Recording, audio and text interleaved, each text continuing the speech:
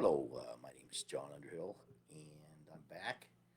And I'm going to get right into it. Let's get started. And I'm going to be talking about missing person cases, investigations, and you might hear my dog barking in the background a couple times, but I just want to let you be aware of that. So we'll start off with let's get started. Being a PI and working these cases as many years as I have, I found out that every case and each search can be different. And what I mean by that is you will meet all kinds of people. You'll meet garbage men, you'll meet construction workers, you'll meet, I'd rather call them sanitation workers, you'll meet doctors, nurses, uh, social workers. I mean, you'll meet all kinds of, fire department, ex cops and regular cops. I mean, they'll all show up for your searches. And one thing you got to keep an open mind because you learn a lot of things from these people helping. And it does help. Through the years, I've also noticed the family and friends and relatives cannot be totally eliminated in the cases. When you get involved in cases, sometimes families get mad at you about this, and you have to be careful. What I'm explaining by that is in these cases, sometimes in these investigations, you may have to interview a family member, and a lot of time when you're interviewing these people, if you're experienced private investigator or you have social worker background or everything like that, you can usually tell when these people are telling the truth or not. What you got to do is you got to explain to the family the reason why you're doing the interviews because you got to be careful. Um, you can alienate yourself from the victims and the family and everything else if you're not careful on this. So you have to be careful on it, and I just want to let you be aware of that. Um, Getting involved in some of the cases, I found out that a lot of the PIs that are doing these cases um, have no idea what they're doing, and it's because of mostly it's because of experience, and they try to do the best they can. And there's a lot of PIs that know what they're doing, but there's some that don't, and sometimes they make the case even worse, especially for law enforcement too. So you have to be careful and if you're involved in the case and you have another private investigator involved in the case, a lot of times what happens is on that kind of incidents, I don't even I'll find out a PI's got it before I do, and he's got to totally break off before I end up taking the case. So if not, he's got the handle on the case. Yeah, if he has, especially if he has it first. But in a lot of these search groups, uh, some do not have experience in investigations, and a lot of them that are involved in these, they don't try to get involved in the investigations. They're trying to help the victim, and it's understandable. And we need all the help we can out there for the missing, and they're just trying to do the best for the family is what they're doing. But you still have to be careful on hiring these groups, um, and then also giving them money. You got to be careful on that too. So the money is utilized for the case, and some are not utilized for the case or the reward. So you got to be careful on that too. And so also law enforcement knows as far as the PIs being involved, they have experience or not. Believe me, they'll find out.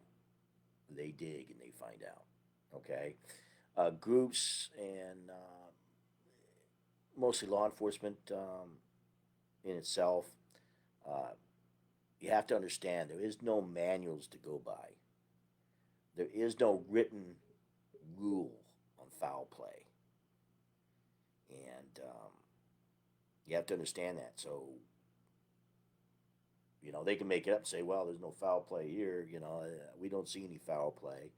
So we're not gonna do it. And one thing about this is you have to understand is when you get involved in these cases, there's a lot of families and that have kids, and a lot of times these investigators will, let's say, even the police officer or the investigator will ask the mother, "Has your child, you know, has he ever, has he or she ever thought about running away?"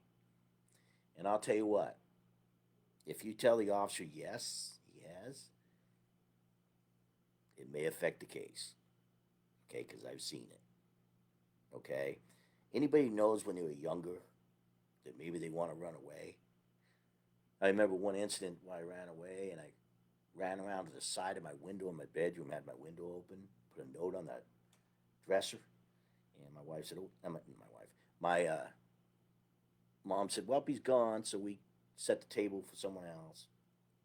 I ran around and ran to the front door and said, "What are you talking about?" People, a lot of the young kids today and stuff like that, they'll say that when you get mad, angry, whatever. And I'm not to say they don't run away, because they do, okay? But it's just you got to be careful on making sure that's a general question that's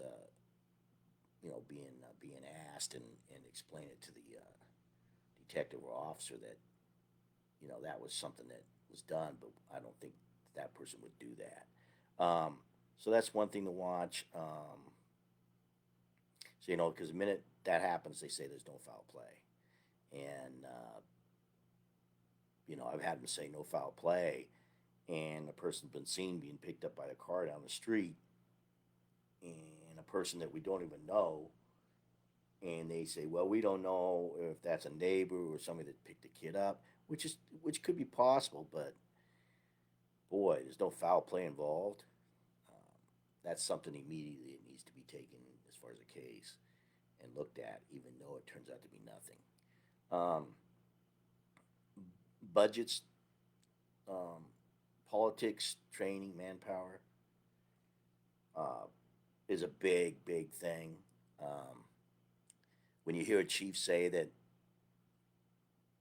or a sheriff say that we're going to do everything we can to locate this person, what you got to understand is they work on a budget.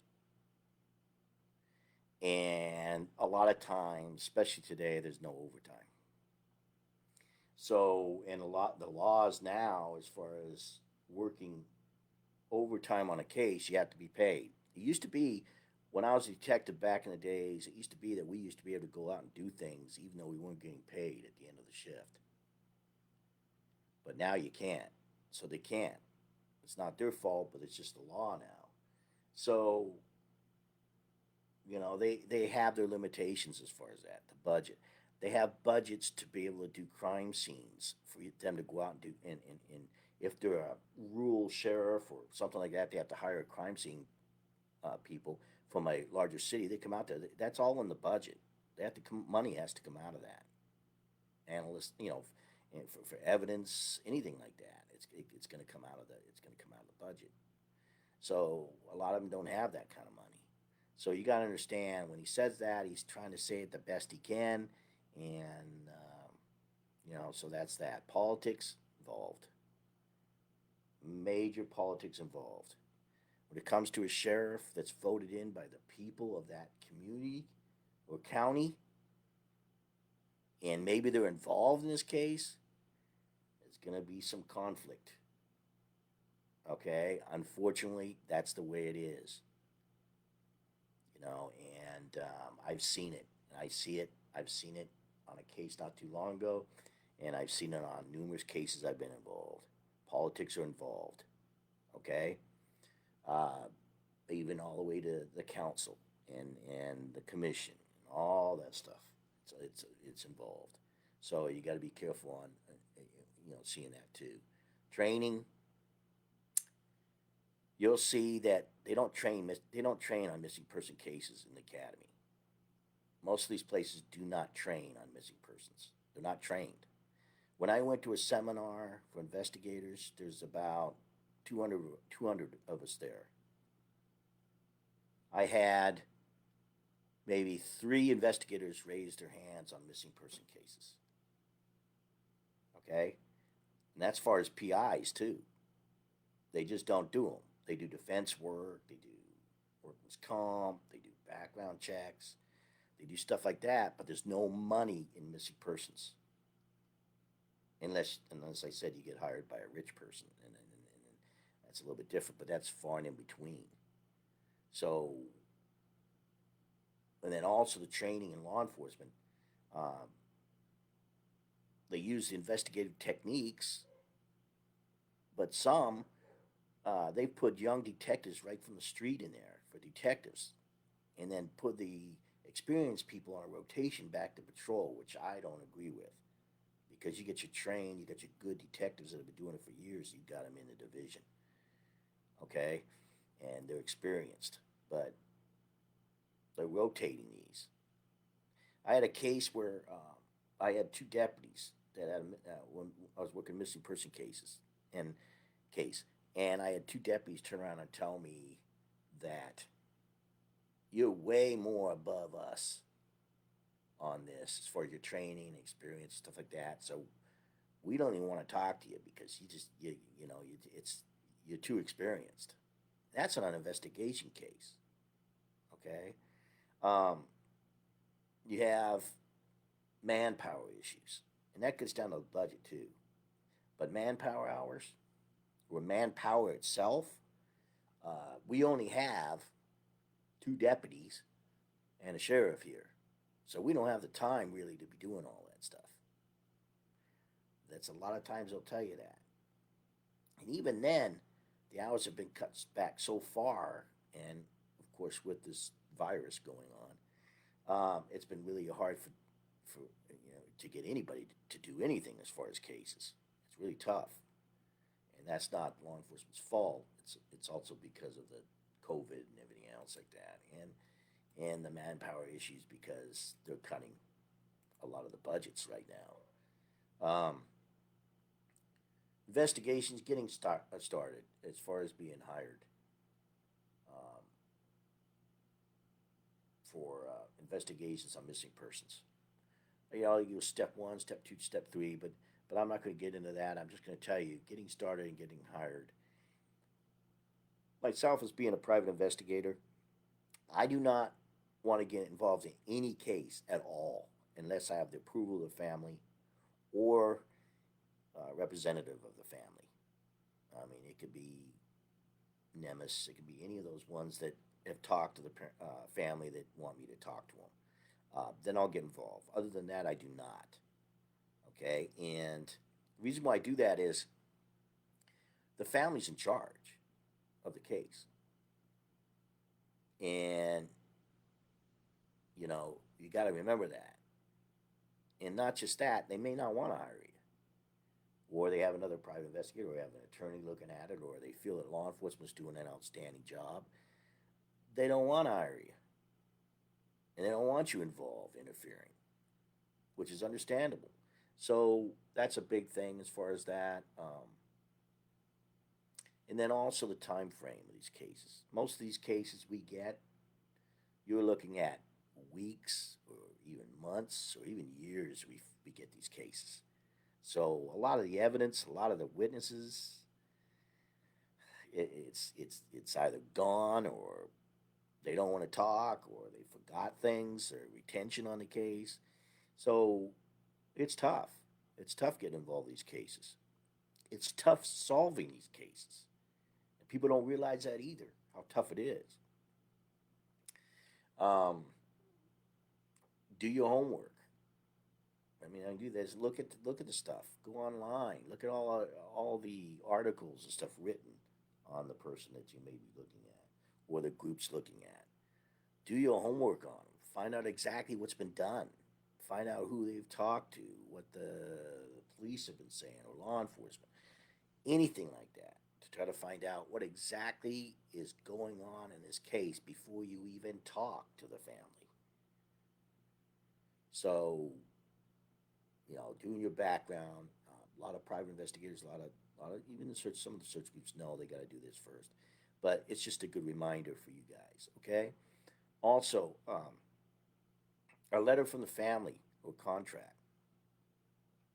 Get a letter from the family if you don't get a contract. Get a letter from the family stating that you are authorized to look into this case.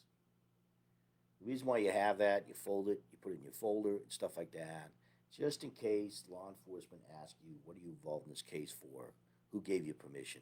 You have that letter and you can show it. Okay? It just helps you know that now you represent the family, and anything said and done will be under the family. Okay? And that's another thing, too, when I get into that, when I talk about that. Remember, if you're a private investigator, you're a group, and you're doing something for family, you're doing it for the family, not for anybody else. What happens with private investigators is sometimes they'll get with the police department. The police department will tell the private investigator, please, whatever you do, do not tell the family this. Well, guess what? I work for the family. I'm hired by the family. What happens if their family finds out you didn't tell them information?